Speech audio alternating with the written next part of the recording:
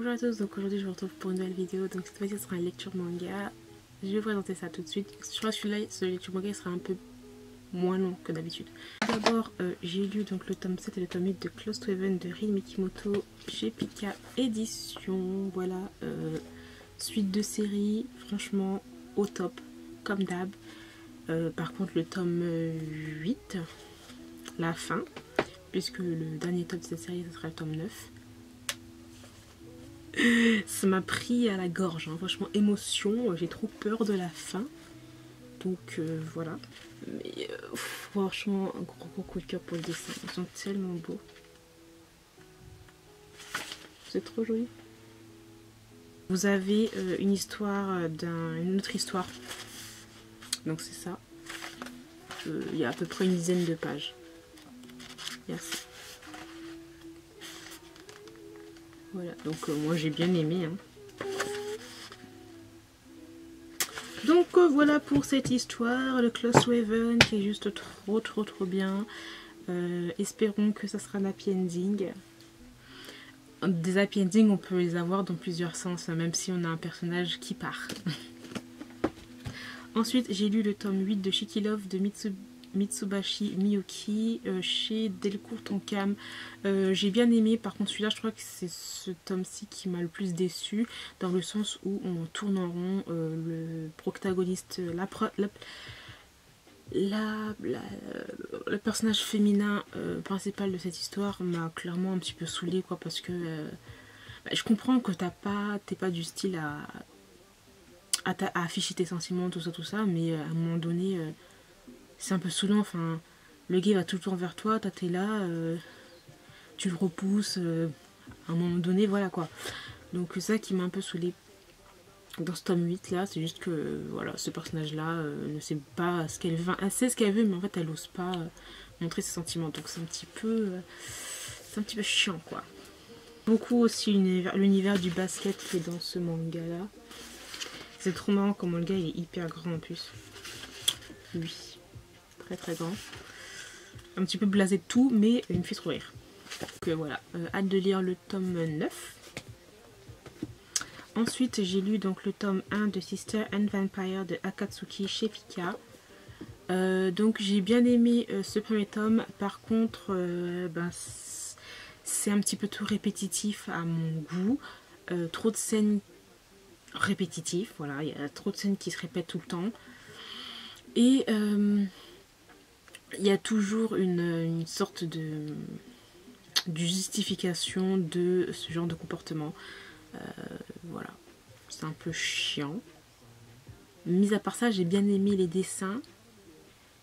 Et voilà, donc on va voir avec le tome 2. Par contre, j'ai trouvé qu'elle était, voilà, le personnage féminin est trop naïf en fait. Même si c'est une nonne, c'est bon, faut pas exagérer. Hein. Et donc t'as tout le temps ce genre de même scène, et c'est un petit peu chiant à la longue en fait. On a tout le temps des genres de scènes un petit peu genre violentes,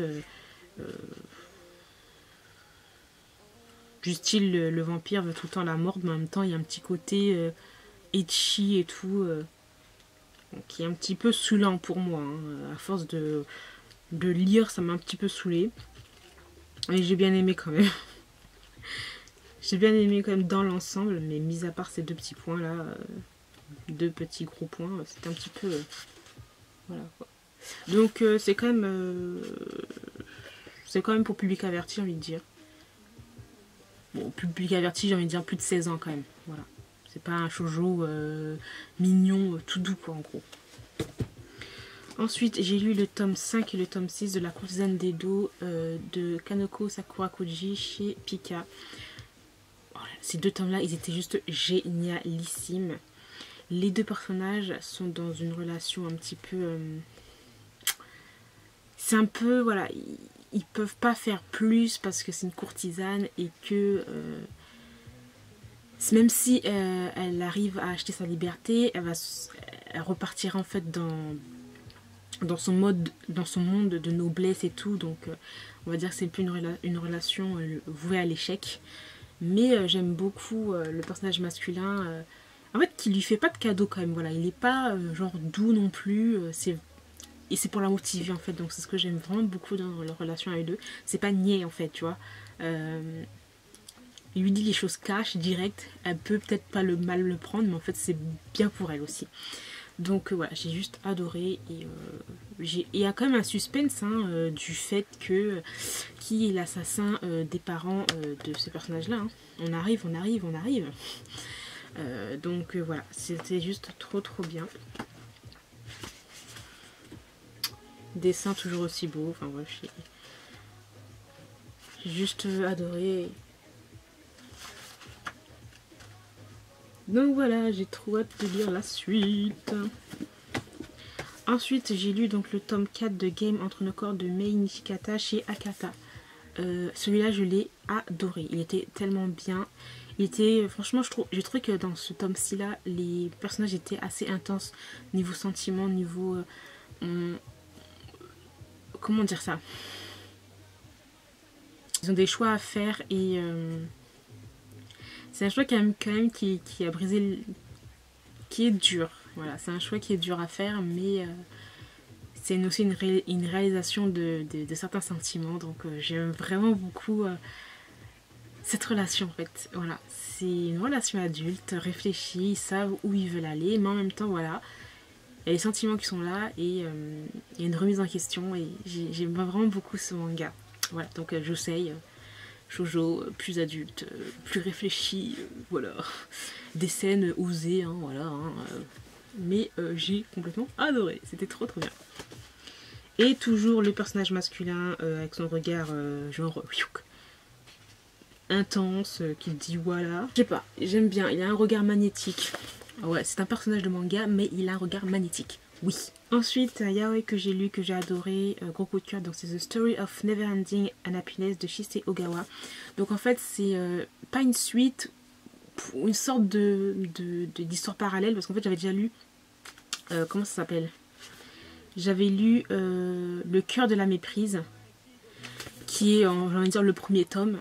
Et ensuite, c'est celui-là que j'ai lu, on va dire que c'est le deuxième tome, parce qu'en fait, il y a des personnages qui se croisent, et on connaît un peu plus leur histoire. Mais celui-là, j'ai tellement aimé, j'ai tellement aimé. En fait, c'est l'histoire en fait de deux personnages, voilà. Donc des personnages en fait qui vont se retrouver. En fait, ils étaient au lycée ensemble et ils vont se retrouver plus tard. Il y a eu un problème qui s'est passé entre eux, en fait, parce que il y a ce personnage-là en fait a volé la petite amie de lui, et ils sont séparés sur cette histoire-là. Et voilà, c'est de mauvais souvenirs. Ils vont se retrouver quelques années après. Ils sont à l'université, dans un bar, et voilà. Et on sait qu'en fait, lui, et en fait, il est gay, en fait. Il est gay, et en fait, il a fait exprès de piquer sa petite amie. Tout ça, c'était fait exprès, en fait, voilà, parce que ça le... Comment dire ça? Ça le blessait, parce qu'en fait, lui, il était toujours attiré par des personnes des filles qui sont plus petites que lui, parce que lui déjà quand il était au lycée il avait pas une taille hyper grande, voilà, c'était du style petit, et avec les filles qui voulaient sortir c'était des filles qui étaient encore plus petites que lui, et lui au contraire il est très très grand, et voilà, il y avait un complexe entre ça, etc. Et c'était, voilà, c'est un spin-off c'est un spin-off du cœur de la méprise, bref. Et voilà, eux deux vont se retrouver 8 ans après, et j'ai trop aimé. Franchement, j'étais vraiment à fond avec les personnages. Et en fait, quand lui, on croit qu'il est très dur, très méchant. Mais en fait, quand il a un cœur de nounours et tout, c'est vraiment quelqu'un de très très sensible. Et qui prend vraiment beaucoup les choses à cœur. Donc voilà, j'ai juste adoré. J'aime vraiment beaucoup le travail de Shise Ogawa. J'aime trop. Regardez ces deux-là.